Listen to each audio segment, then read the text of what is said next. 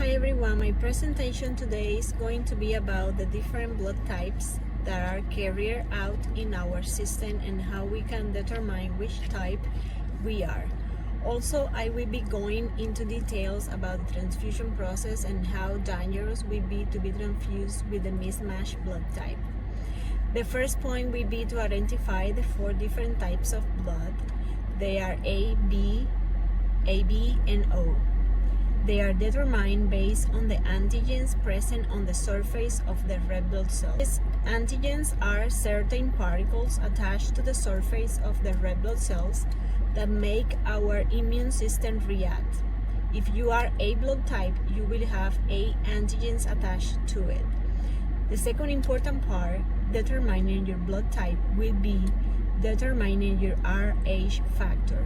This can be also identified as a particle attached to your red blood cells that will identify your blood as positive or negative. If you have the Rh particle, your blood will be positive. On the other hand, if you are negative, means that your red blood cells lacks the presence of the Rh particle.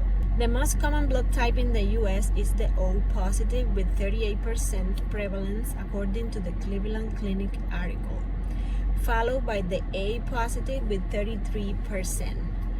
The least common blood is AB negative with just 1% of population. We have to identify which blood type we are in order to receive a transfusion. If you are not sure which one you are, or if you need blood in an emergency, doctors usually order a transfusion of universal blood. This blood is identified like that because it is mostly expected that nobody will have transfusion reaction when they receive it. That blood is the O type, especially the O negative.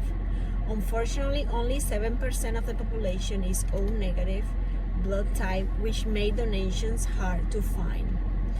But why is this blood type considered universal donor? The O denominations means 0 antigens. That means that your red blood cells lack antigens on their surface, and when they are transfused, no reaction will occur since there is nothing on there. Even if the recipient have antigens in their own red blood cells, the donor O negative will have none, and expected reactions will be reduced to a minimum percentage. Blood type compatibility is crucial for determining which blood type a person can receive and not cause any harm damage. The following will represent possible combinations that will be safe to address. A can receive A and O. B can receive B and O. AB can receive A, B, AB, and O. O can only receive O's. After all the previous explanation, we have not touched yet a tiny but tremendously important aspect of transfusion, the Rh compatibility. This is a simple step since there are only 2 types, negative and positive, but just this simple step can also cause reaction and undesirable development of antibodies that will interfere on future transfusions. The rule is simple. If you are positive, you can have anything because you already have the positive particle in your blood. But if you are negative, you can only receive negative blood. Transfusion of positive blood into a negative person will develop the antibody. These blood types antibodies are not the same as we usually mention when we get sick and help us to fight infections. These are other different kinds of them, and they will not be harmful unless they get activated with a matching particle like the red blood cells antigens.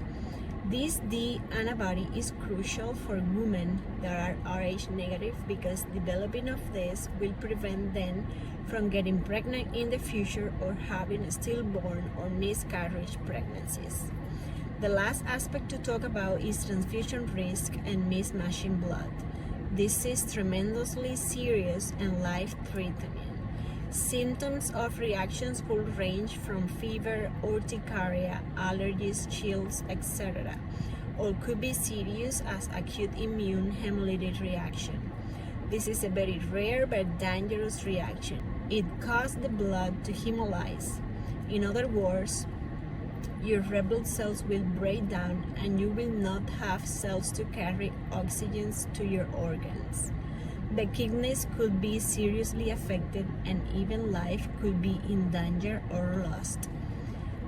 I choose this topic because it's extremely relevant to my daily life. My work every day is to test patient blood types and find compatible blood for them that will not cause reactions after transfusion. I feel like my work contribution is very important and critical since many patients' life depends on my expertise and compromise to do the best and accurate job.